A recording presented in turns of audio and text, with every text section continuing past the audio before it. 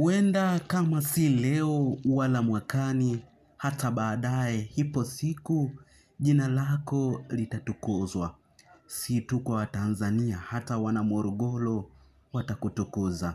Si tu kwa kutajwa, hata mabango tutabandika.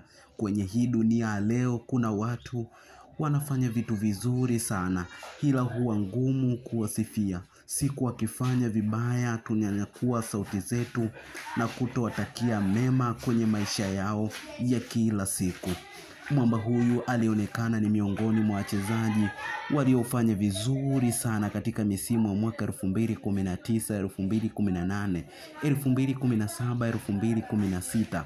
Sasa hivi ameonekana ni miongoni mwa wachezaji hatajwi, hata kwenye kikosi hayupo. Sio tu yule Aishi Salum Manula, hata huyu akiwa miongoni mwao. Je, unamjua ni nani?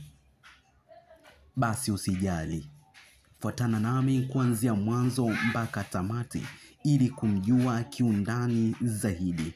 Alizaliwa Januari 3 msimu wa mwaka 1996 huko Morogoro, Tanzania. Alikozaliwa Tanzania 1 Aishi Salum Manula, Mjelajela Shiza Ramadhani Kichuya, Kibwana Shomari na wengine wengi kabisa. Ana urefu wa mita 1.69. Uwanjani anacheza kama midfielder, huku mgongoni akivaa jezi nambari 19. Je, unamjua ni nani? Basi usijali, fuatana nami kuanzia mwanzo mpaka tamati ili kumfahamu mwamba huyu, safari yake ya maisha ya kabumbu mpaka hivi sasa.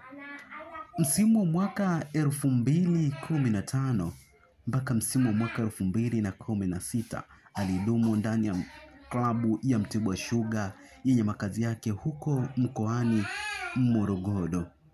Na katika klabu hiyo alidumu ndani ya msimu mmoja tu, na baadaye kuhitajika na klabu ya Wekundu wa Msimbazi Simba msimu wa mwaka 2016-17, wakati mwamba mimi nikiwa pale mkoani Morogoro nikiwa napambana na maisha yangu ya ulevo.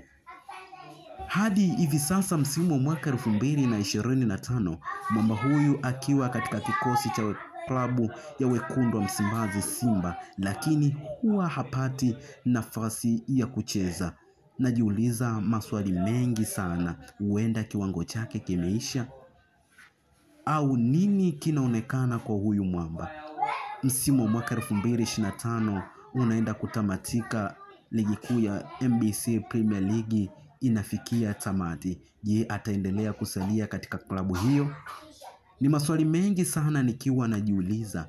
Lakini pia mwamba huyu msimu wa mwaka 2016 alibahatika kuitwa katika timu ya taifa, yani naizungumzia national team kwa mara ya kwanza.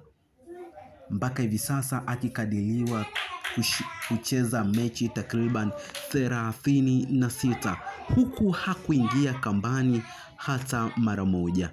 Amebahatika kuchukua tuzo nyingi kweli kweli, Mzamiru Yasini, ikiwemo ile ya Vodacom, hata ile ya Novemba msimu wa mwaka 2016. Wengi wanajiuliza ni kitu gani mwamba huyu alichokifanya katika klabu ya Wekundu wa Msimbazi Simba ambacho kinachomfanya akae nje mpaka hivi sasa. Januari msimu wa mwaka 2019 alifunga bao 2,